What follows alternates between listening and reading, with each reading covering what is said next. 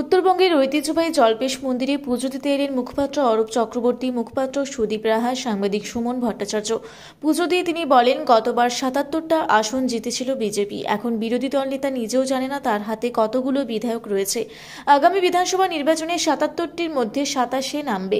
জল্পেশ মন্দিরে পুজো দিয়ে দাবি তৃণমূল মুখপাত্র অরূপ চক্রবর্তীর।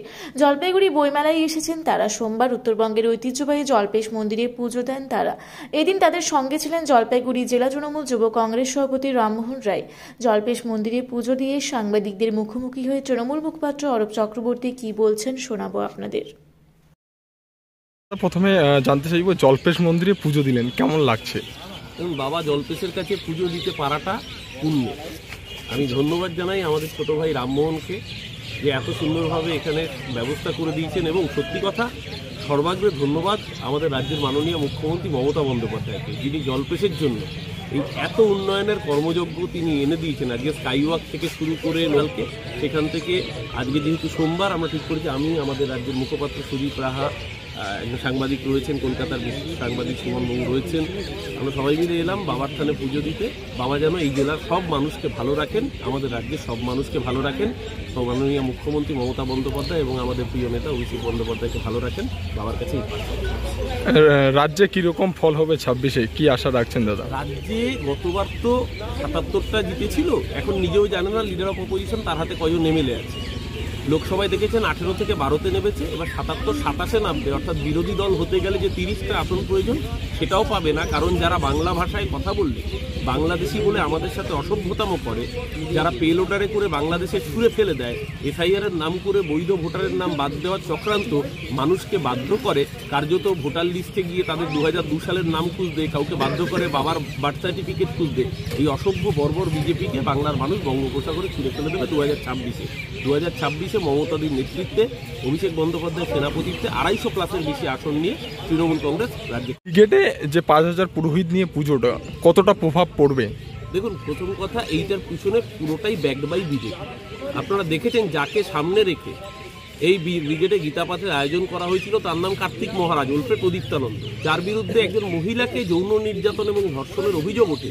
তাকে সামনে রেখে আর যাই হোক ধর্মাচরণ হয় না।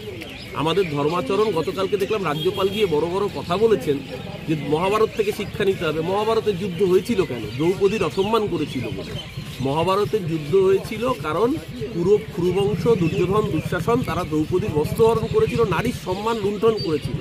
আর এখানে যিনি বড় বড় ডায়লগ দিয়েছেন রাজ্যপাল, তার বিরুদ্ধে অভিযোগ উঠেছে একজন নারীকে ধর্ষণ করা, যৌন নির্যাতন করা।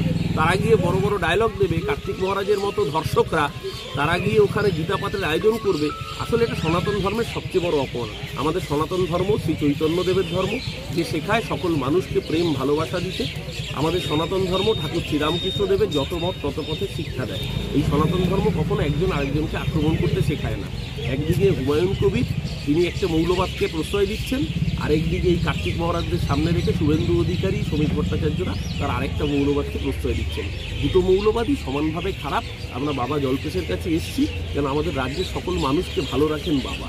অর্থাৎ আমাদের মধ্যে যেরকম আমরা সারা বছর একসাথে থাকি, একে অপরের বিরুদ্ধে নয়। এখানে যারা রয়েছেন তাদের মধ্যে হিন্দু আছেন, মুসলমান আছেন, শিখ আছেন, খ্রিস্টান আছেন।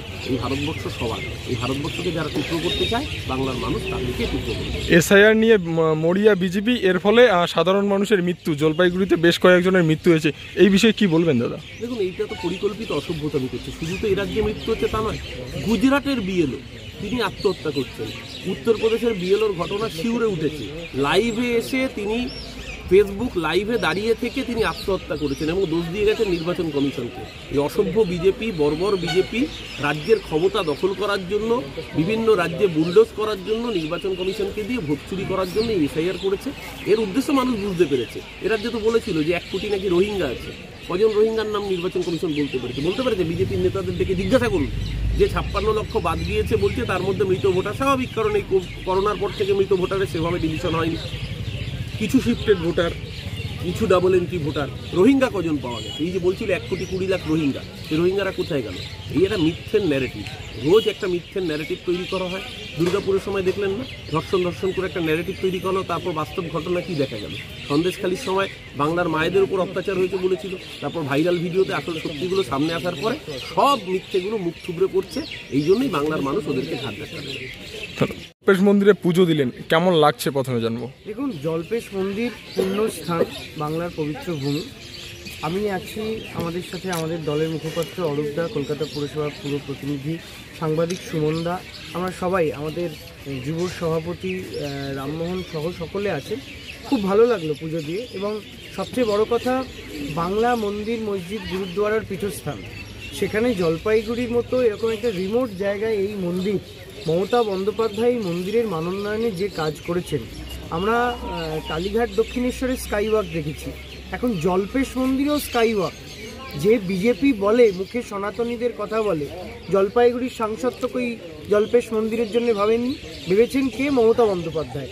সুতরাং যারা ধর্ম নিয়ে ব্যবসা করে, ধর্মের ব্যবসাদার ধনুর্ধররা, যারা মমতা বন্দ্যোপাধ্যায়, তৃণমূল কংগ্রেস, অভিষেক বন্দ্যোপাধ্যায়কে ধর্ম নিয়ে জ্ঞান দেন, তারা এসে দেখে যাক যে এখানে এই জল্পেশ মন্দিরকে শুধু কেন্দ্র করে একদিকে যেমন স্কাইওয়াক 20 কোটি টাকা প্রায় ব্যয় করে, অন্যদিকে আপনার অতিথি নিবাস থেকে শুরু করে, রাস্তা থেকে শুরু করে, যাতে এই জায়গাটা পর্যটনে আরও উন্নত হয়, তার জন্য বাংলার সরকার করছে।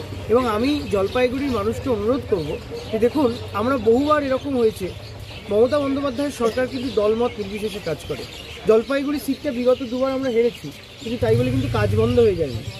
বাংলা বিরোধী বিজেপি কেন বলি? এই জলপাইগুড়ির মানুষ বিজেপিকে ভোট দিয়ে লোকসভায় নির্বাচিত করেছেন, কিন্তু তারপরে জলপাইগুড়ির মানুষকে ভুলে গেছেন।